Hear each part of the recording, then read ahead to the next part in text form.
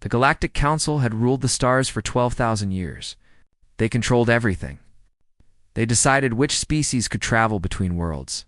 They chose who could build colonies and who could not. And they enforced one law above all others, the Threshold Doctrine. The Threshold Doctrine was simple and cruel. Every species was given a border, a line in space they could never cross. If any species tried to expand beyond their assigned territory, the Council would destroy them, not punish them, not warn them, destroy them completely. This had happened many times before. Entire civilizations had been burned to nothing. Because they dared to reach for more stars than the Council allowed, the Council believed this kept order in the galaxy. They believed fear was the only way to maintain peace. And for 12,000 years, they had been right. No species challenged them. No species dared. Then humanity arrived. Humans had only been traveling among the stars for 3,000 years. They were young. They were small.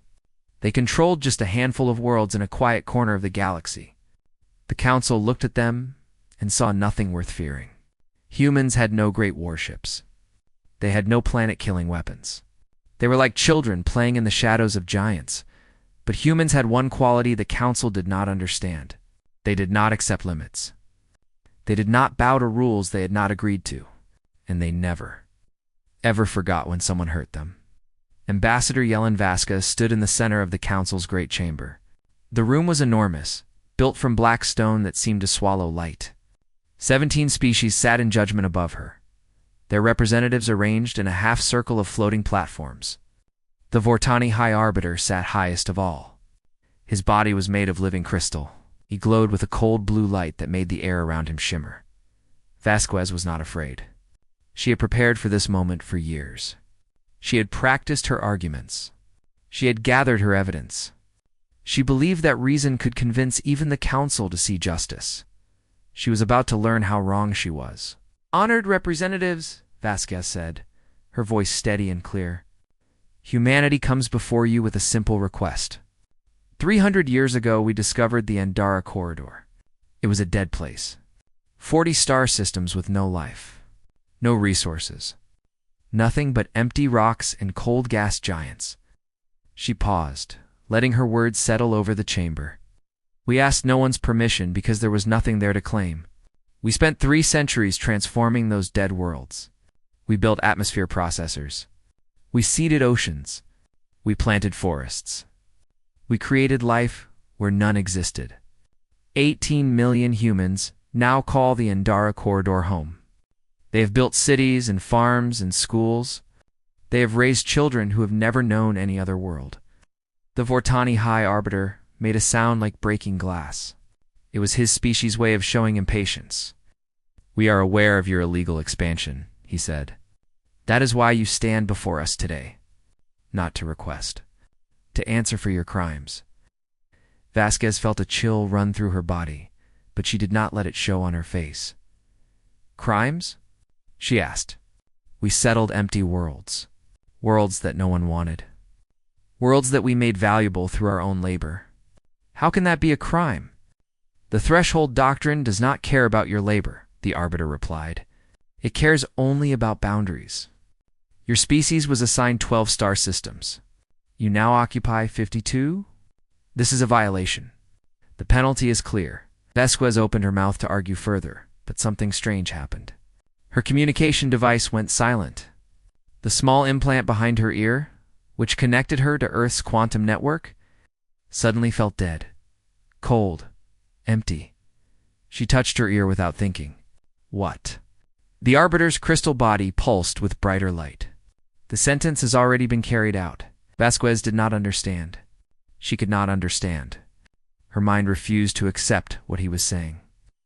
"New Harmony was the largest of your illegal colonies," the Arbiter continued, his voice showing no emotion at all. 18 million humans resided there. Our purification fleet arrived in orbit 6 hours ago. The cleansing took 12 minutes. The world is now clean. The chamber was completely silent. Vasquez stood frozen, her heart pounding so hard she could hear it in her ears. "My daughter," she whispered. My daughter lives on New Harmony. Lived, the Arbiter corrected.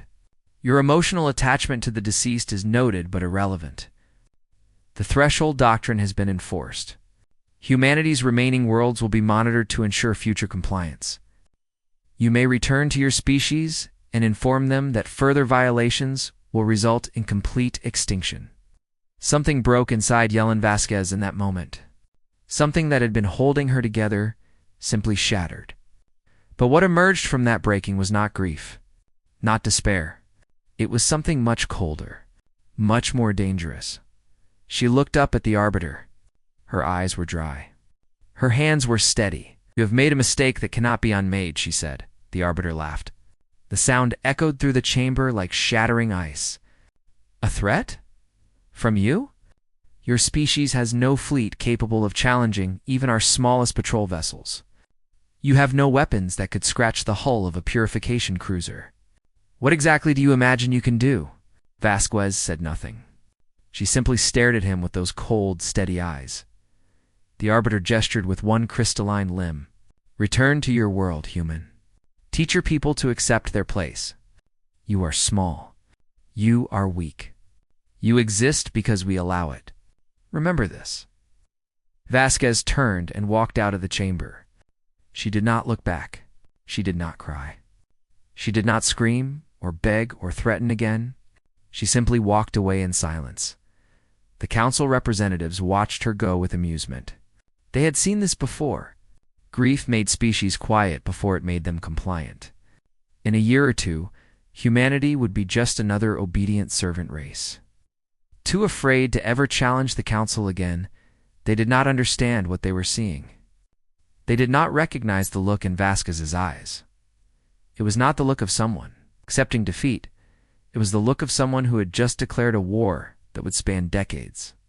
A war that would be fought not with fleets and weapons, but with patience and shadows, and a hatred so deep it had become perfectly calm. The Galactic Council had ruled through fear for 12,000 years. They had never once considered that they might someday feel that same fear themselves. They were about to learn. 6 months passed after the destruction of New Harmony. The Council expected humanity to mourn, to rebuild their broken spirit, and to quietly accept their place in the galaxy. They expected silence born from fear. They got silence. But it was not the silence of fear. It was the silence of something hunting. The first sign came when a Vertani patrol vessel vanished near the edge of human space. The ship was called the Crystalline Dawn, and it carried a crew of 300. One moment it was transmitting its regular status report. The next moment, there was nothing. No distress signal, no debris, no explanation. The council sent investigators. They found nothing.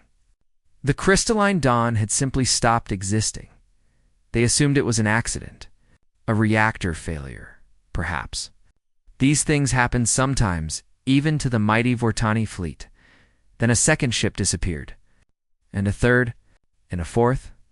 Within 3 months, 17 council vessels had vanished without a trace. Supply convoys evaporated between relay points. Scout ships went silent mid-patrol. A purification cruiser, the same class of vessel that had burned New Harmony, was found drifting above Earth's moon. Its hull was untouched. Its weapons were still loaded, but every member of its crew was dead. Neural implants fused into melted slag inside their skulls. Admiral Chen Weilin watched the reports from her command chair aboard the Whisper. The ship did not officially exist. Its crew had all been declared dead in various accidents over the past 5 years. They were ghosts serving on a ghost ship, fighting a ghost war.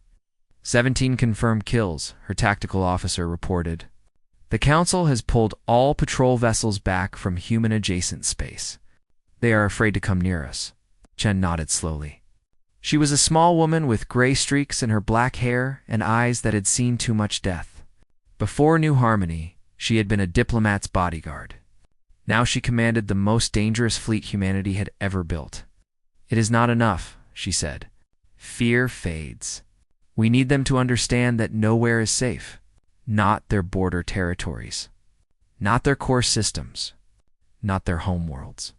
We need to be everywhere and nowhere at the same time. This was the heart of what humanity called the Revenant Protocol. They had not spent the past 6 months building warships. They did not have the resources or time for that kind of conventional warfare. Instead, they had focused on something the Council had never encountered: asymmetric terror human engineers had captured Council ships and torn them apart piece by piece. They learned every secret of Council technology. They cracked their encryption codes. They mapped their communication networks. They discovered how to make human vessels invisible to Council sensors. But more importantly, they studied Council psychology. They learned what frightened each species. They understood how to break the confidence of beings who had never known true fear. The Vortani valued order above all else. So humanity created chaos. Ships appearing and disappearing at random, messages that appeared in secure systems, messages that should have been impossible to send. A simple phrase repeated over and over: remember, new harmony. The Kreth were proud warriors who believed in honorable combat, so humanity never gave them a battle. Human operatives infiltrated Kreth stations and simply watched. They did nothing. They harmed no one, but they left evidence of their presence: a moved object, a door left open, footprints in dust. The Kreth began to see enemies everywhere. They turned on each other, convinced that spies walked among them. The Messian were traders who worshipped profit. So humanity began disrupting their shipping lanes. Not destroying cargo, simply moving it. A shipment meant for one world would arrive at another. Contracts failed. Customers grew angry. The Messian economy trembled as trust in their logistics collapsed. Admiral Chen understood something that the Council did not. War was not about destroying your enemy. War was about breaking their will to fight. And humanity had become very good at breaking wills. Ambassador Vasquez appeared before the Council again, 6 months after her daughter's death. But this time, she did not appear in person. She was a hologram, projected from a location no Council sensor could trace.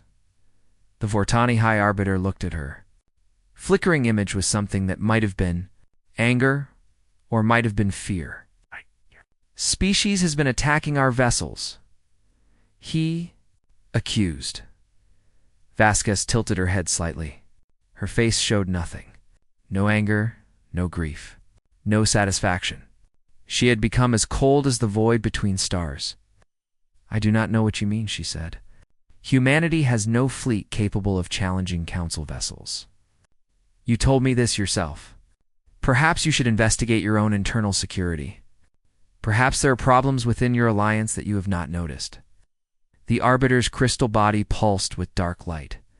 Do not play games with us. We know humanity is responsible, do you? Vasquez asked. Prove it. And that was the terrible truth that the Council was beginning to understand. They could not prove anything.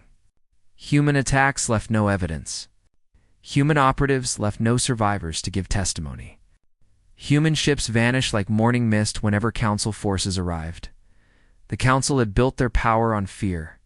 They had spent 12,000 years teaching the galaxy to be afraid of them now, for the first time. They were beginning to understand what it felt like when fear pointed the other way, the Arbiter. Dismissed Vasquez's hologram with an angry gesture. He turned to his fellow Council members, seeking reassurance. But what he saw in their faces offered no comfort. The Messian representative was calculating losses. The Kreth representative was looking over his shoulder. The lesser species, the ones who had always been too afraid to speak, were whispering among themselves. The Council had ruled by making others afraid. But fear was a weapon that anyone could learn to use, and humanity had just proven themselves to be very quick learners. Dr. Amara. Conquo had never considered herself a soldier. She was a researcher, a scholar, a woman who had spent her life studying the history and politics of alien civilizations. She had learned 17 languages. She had read thousands of years of Council records. She understood how the galaxy worked better than almost anyone alive. Now she was going to use that. Knowledge is a weapon. Her laboratory was hidden in an asteroid deep within human space. 50 of the brightest human minds worked alongside her, picking apart every piece of Council data that the Revenant Protocol had stolen from captured vessels. They had found something extraordinary buried in those files. something the Council had worked very hard to hide. The truth. The Galactic Council presented itself as a fair alliance of equal species. They claimed to maintain peace and order for the benefit of all. They spoke of cooperation and mutual protection. It was all lies. The Council's secret archives told a very different story. They revealed 12,000 years of manipulation, theft, and planned genocide. Every species in the Council had been controlled, weakened, and exploited, and none of them knew it. Okonkwo held up a data crystal during a meeting with Admiral Chen and Ambassador Vasquez. The crystal was small enough to fit in her palm, but it contained enough information to shatter an empire. The Kreth hegemony, she said. They believe they joined the Council voluntarily 2,000 years ago. The truth is that the Vortani engineered a plague that killed 40% of their population. The cure was offered in exchange for Kreth membership and military service. She set down the crystal and picked up another. The Sela Collective. Their homeworld sits on the largest deposit of quantum crystals in the galaxy. The Council's records show that the Vortani secretly sold mining rights to themselves 3 centuries ago. The Sila receive nothing. Their resources are being stolen while they believe they are equal partners. A third crystal. The Messian Trade Federation.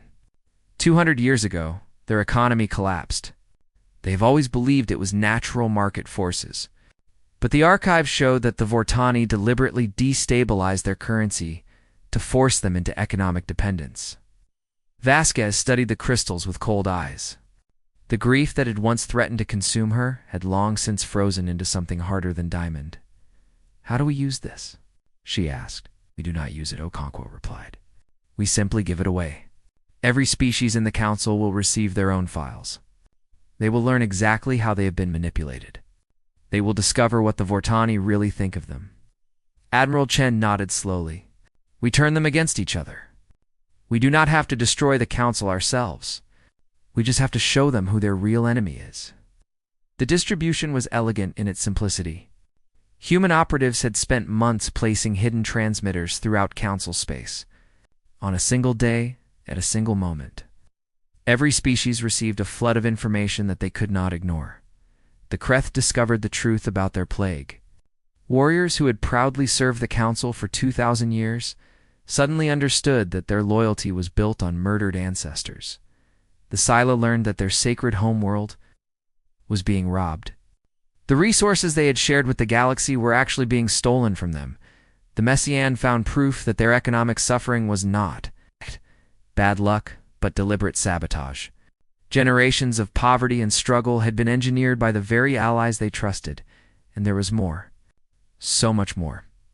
Every species had secrets hidden in those archives. Every species had been betrayed. The reaction was immediate and violent. The delegation stormed out of the Council chamber, demanding explanations that the Vortani could not give. The Sila recalled their ambassadors and closed their borders. The Messian began auditing every trade agreement they had ever signed. Within 3 months, 3 species had formally withdrawn from the Council. 7 others demanded emergency sessions to investigate the leaked information. The alliance that had ruled the galaxy for 12,000 years was cracking like ice in the sun. The Vortani High Arbiter tried to restore order the only way he knew how. He threatened military action against any species that tried to leave. He ordered the Purification Fleet to take up positions near rebellious homeworlds. This was a mistake. During a protest action by the Kreth, Vortani commander panicked and opened fire on a diplomatic vessel. The attack killed 200 Kreth, including 3 members of their ruling council. The Kreth did not negotiate. They did not demand apologies. They simply began preparing for war. Ambassador Vasquez watched the chaos unfold from her hidden station. Far from Council space, she had not slept properly in over a year. She had not smiled since the day her daughter died. But she felt something now. Not satisfaction, not joy. Just a cold recognition that the plan was working. Humanity had not fired a single shot in open combat. They had not destroyed a single Council homeworld. They had simply shown the galaxy the truth and let the weight of 12,000 years of lies do the rest. The Council was destroying itself, Dr. Okonkwo joined Vasquez at the observation window. They watched the distant stars together in silence. Was it worth it? Okonkwo finally asked. Everything we have done, everything we have become. Was it worth the cost? Vasquez did not answer for a long moment. When she spoke, her voice was barely above a whisper. Ask me when it is finished, she said. Ask me when every species that sat in judgment while my daughter burned has learned what it means to lose everything they trusted. Then I will tell you if it was worth it. Okonkwo looked at the ambassador's cold eyes and said nothing more. There was nothing left to say. The galaxy was on fire, and humanity was only beginning to add fuel to the flames. The Vortani High Arbiter stood alone in his private chamber, watching the galaxy burn. Reports flooded in from every corner of Council space. The Kreth were mobilizing their fleets. The Sela had expelled all Vortani citizens from their territory. The Messian were demanding reparations that would bankrupt the Council treasury. Everything was falling apart. And at the center of this chaos, like a spider at the heart of a shattered web, sat humanity, small, quiet, waiting. The Arbiter had underestimated them. He could admit this now in the privacy of his own thoughts. He had looked at their tiny fleet and their young civilization and seen nothing worth fearing. He had not understood that war could be fought with information and patience, instead of ships and weapons. But the Arbiter was not defeated. He still had one option left. One weapon so terrible that it had only been used twice in the entire history of the galaxy. The Celestial Lance. It was an ancient device, built by a species that no longer existed. The Council had found it drifting in dead space 1,000 years ago and claimed it as their ultimate enforcement tool. The lance could destabilize a star, causing it to expand and consume every planet in its system. It was not just a weapon. It was extinction made real. The Arbiter gave the order.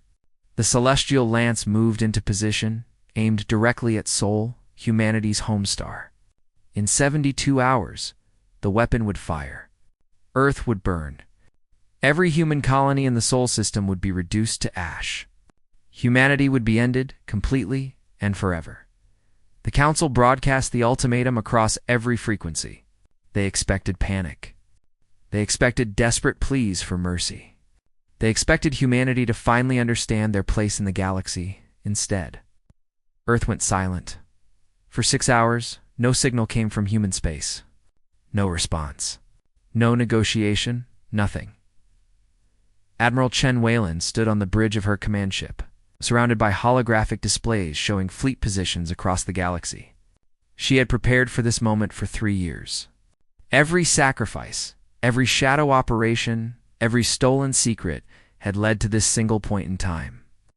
All units report ready, her tactical officer announced. Chen nodded.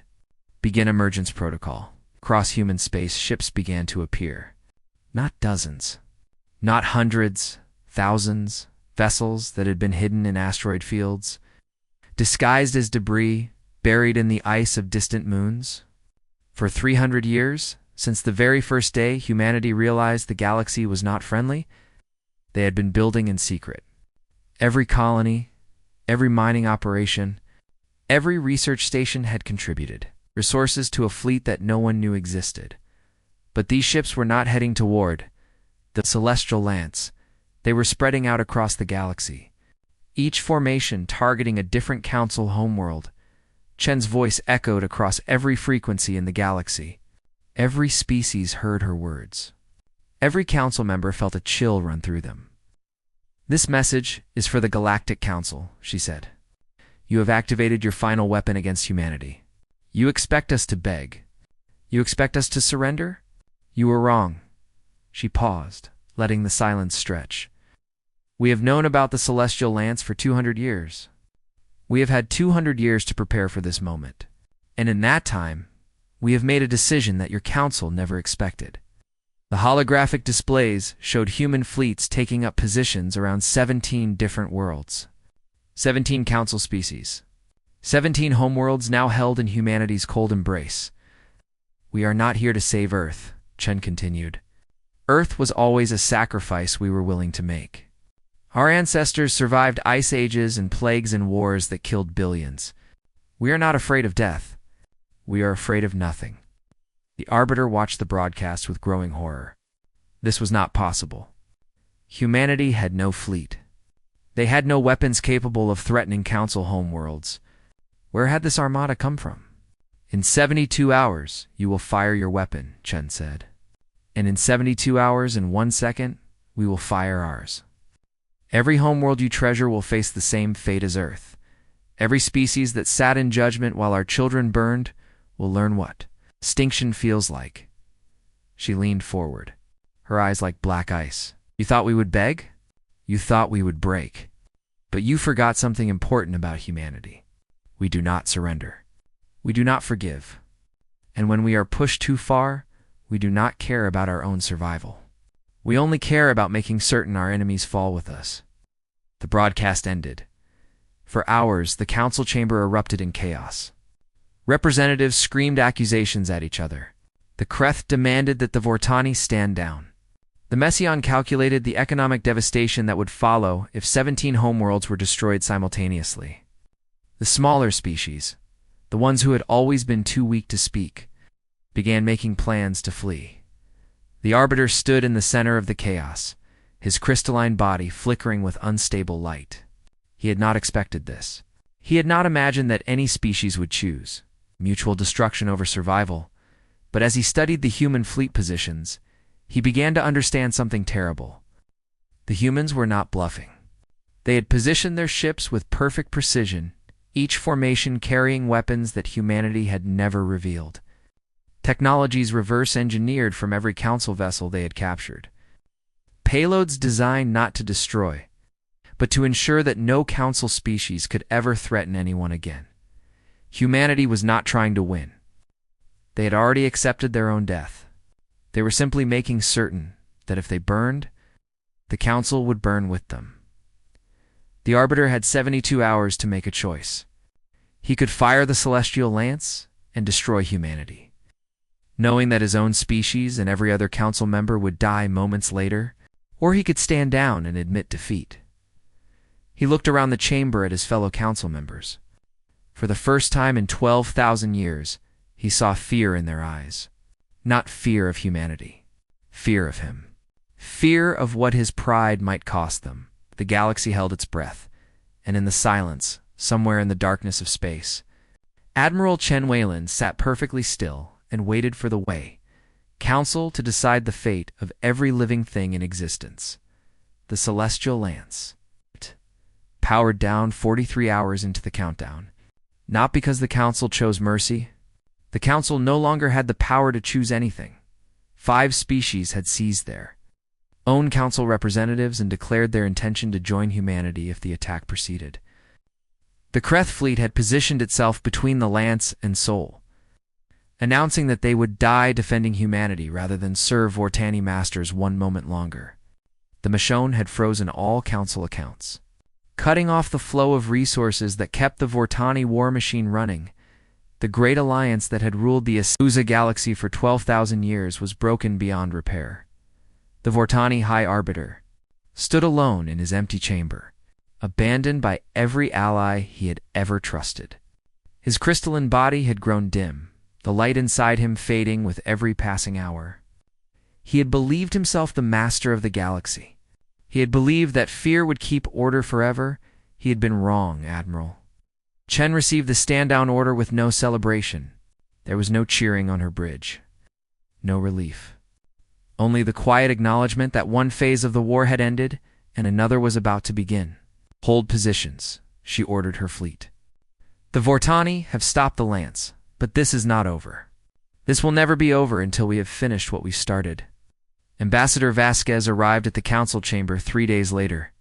She walked the same path she had walked years ago, when she had come as a petitioner begging for permission to keep humanity's colonies. Now she walked as a conqueror, surrounded by representatives of every species that had abandoned the council. The obsidian chamber was nearly empty. The floating platforms that had once held 17 ruling species now held only scattered remnants. The Vortani had retreated to their core systems. The council's bureaucracy had collapsed into chaos. Vasquez, stood in the center of the chamber and spoke words that would reshape the galaxy. "The Galactic Council is finished," she said. "Not defeated, finished. There will be no negotiated peace. There will be no new alliance with humanity as an equal member. That dream died with 18 million people on New Harmony. That dream died with my daughter." She paused, letting her words echo through the empty chamber. "Humanity proposes something new. We call it the Compact of Ashes, a galaxy with no supreme authority. No threshold doctrine. No species empowered to decide another's right to exist. Every species will be free to expand, to explore, to grow without asking permission from masters who do not deserve their loyalty." The representatives of the former council species listened in silence. Some felt hope. Some felt fear. Some felt only exhaustion after years of chaos and conflict. "If any species threatens another," Vasquez continued, "they will face not a single enforcement power, but all signatories acting in unison. The days of one species ruling through fear are over. The days of genocide disguised as law are finished. Any species that tries to become the next council will be stopped by everyone else working together." She looked around the chamber, meeting the eyes of every representative. "This is not a request. This is not a negotiation. Sign the compact or face humanity alone. We have proven what we are willing to do. We have proven what we are willing to sacrifice. You have seen our patience and our fury. Choose wisely." One by one, species signed the Compact of Ashes. The Kreth were first. Their warriors kneeling before Vasquez, in a gesture of respect they had never offered to any alien before. The Scylla followed, then the Michonne, and dozens of others. Only the Vortani refused. The Arbiter had retreated to his homeworld with the remnants of his fleet. He believed that his ancient power would eventually reassert itself. He believed that the galaxy would tire of freedom and seek the comfort of a master once again. He believed that the Vortani could wait humanity out. He was wrong about that too. 3 years after the signing of the compact, the last Vortani world went silent. No one saw what happened. No ships were detected entering Vortani space. No battles were recorded. No distress signals were sent. One day, the Vortani were there, planning their eventual return to power. The next day, they were simply gone. Investigators found their cities abandoned, their archives corrupted beyond recovery, their history erased from every database in the galaxy. It was as if the Vortani had never existed at all. Humanity never claimed responsibility. Admiral Chen had retired to a quiet colony world and refused to speak to historians. Dr. Okonkwo returned to her research and said only that some questions were better left unanswered. Ambassador Vasquez disappeared entirely. Her final location unknown to anyone except perhaps the shadows that had served her so faithfully. But across the galaxy, species who had trembled under the Council's rule understood the message. They taught it to their children. They wrote it into their histories. They remembered. Humanity had not just survived their extinction. They had not just defeated their enemies. They had made the very concept of the Galactic Council into a warning. A story told to frighten those who might someday dream of ruling others through fear. The threshold had been crossed, and humanity had erased the ones who drew it. Years later, historians discovered a single file in Ambassador Vasquez's abandoned quarters. It contained only one line, written in her own hand. They thought extinction was a punishment. We taught them it was a mirror. The galaxy had learned to fear many things over its long history. Supernovas, black holes, the void between stars. Now they had learned to fear something new.